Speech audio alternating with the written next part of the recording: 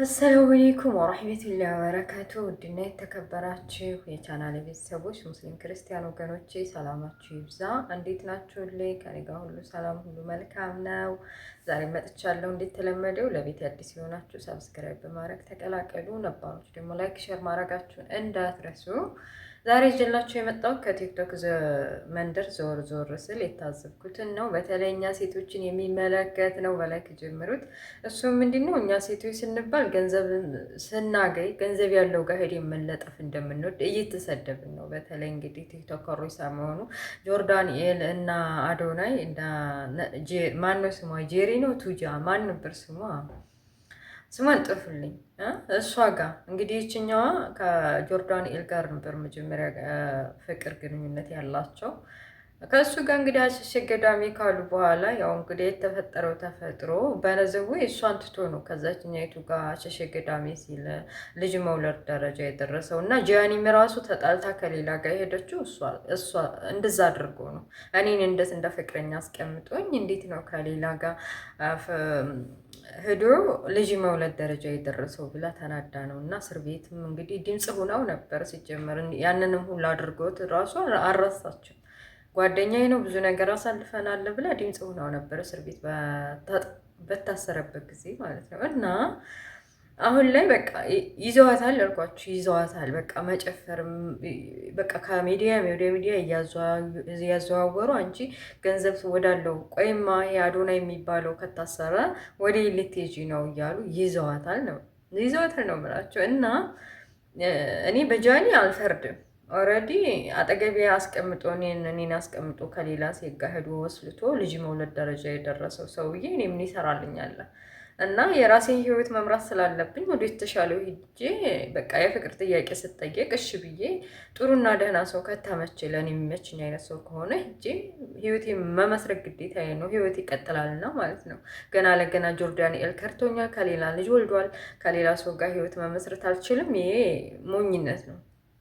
እና አሁን አዶናይ ጋር እንግዲህ አሁን ላይ ጥያቄው ምንድን ነው? ከአዶናይ እና ከጆርዳንኤል ጋር ላይፏ እንዴት ነው የተስተካከለው? ህይወቷ ከማን ጋር ስትሆን ነው የሚለውን አስተያየት ለመስጠት ነው የመጣሁትኝ። እና እኔ ጆርዳንኤል የሆነ ወጣ አይነት አለባበስ እንኳ ብትለብስ ግድ አይሰጠውም፣ ኮመንት አይሰጣትም፣ አስተያየት አይሰጠውም።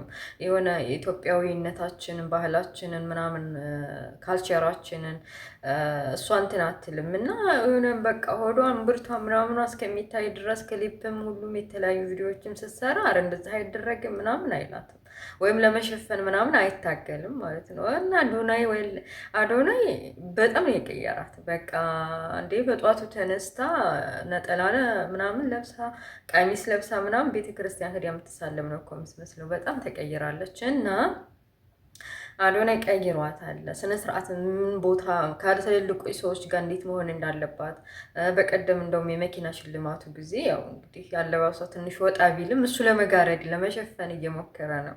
በጣም የተማረ በቃ እውቀት ማለት የሆነ ደስ የሚል ልጅ ነው።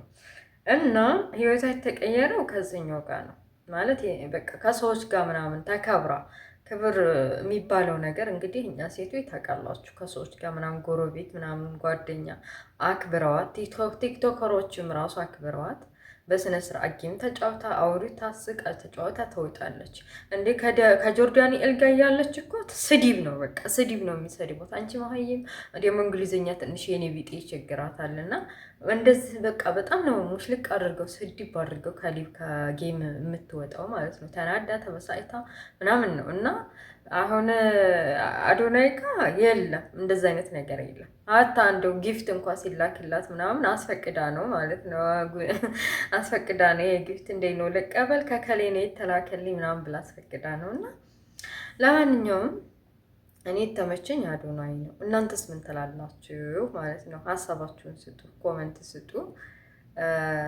እንግዲህ ብዙዎች እያዟዟሯት ነው። እነሱ ምንድን ነው ለምንድን ነው ጆርዳንኤል እስር ቤት እያለ እስር ቤት ከታሰረ ለምን እዚህ አዶናይ ጋር ሄደሽ ተለጠፍሽ እያሏት ነው። እና እንደዛ ያደረገችው ምንም ትናል እሱ ሲጀመር ግንኙነታቸውን የበጠሰችው ገና እስር ቤት ሳይገባ ናዩ ጋር ተገናኝቶ የፍቅር ግንኙነት በውስጥ ማንም ሳያውቅ አድርገው ልጅ መውለድ ማርገዝ ደረጃ ስትደርስ ስትሰማ ነው ከሱ የተነጠለችው እንጂ ገንዘብ ስላላላ ወይም ደግሞ እስር ቤት ስለገባ አይደለም ከአዶናይ ጋር የሄደችው ማለት ነው። እና ህይወት ይቀጥላል። ደግሞ ጆርዳኔ እንደዛ አደረገኝ ብላ ልቧን ሰባብራ ቁጭ አላለችም። ከአዶናይ ጋር ጥሩ ላይፍ፣ ደስ የሚል ላይፍ ፍቅር እንግዲህ ወንዶች አበሻ ወንዶች ከአዶናይ ተማሩ እስከሚባሉ ድረስ አዶናይ እንግብግብ አድርጎ አሸሸ ገዳሚ እያሉ ነው ማለት ነው። እና ሌላው በተረፈ ሰሞኑ ከጀርመን በሞዴል በቃ ደስ የምትል ልጅ የገባች ሀገር የገባች ልጅ አለች። ሁላቸውም ሀገር ገብተዋል። ለማስታወቂያና ለተለያዩ ስራዎች አብረው ሲሰሩ ቅናት ቢጤ እየታየባት ነው። ጃኒ አትቅን እንግዲህ የለም አንቺ ማለት እሱ ከአንቺ ውጭ ማንም አያይም።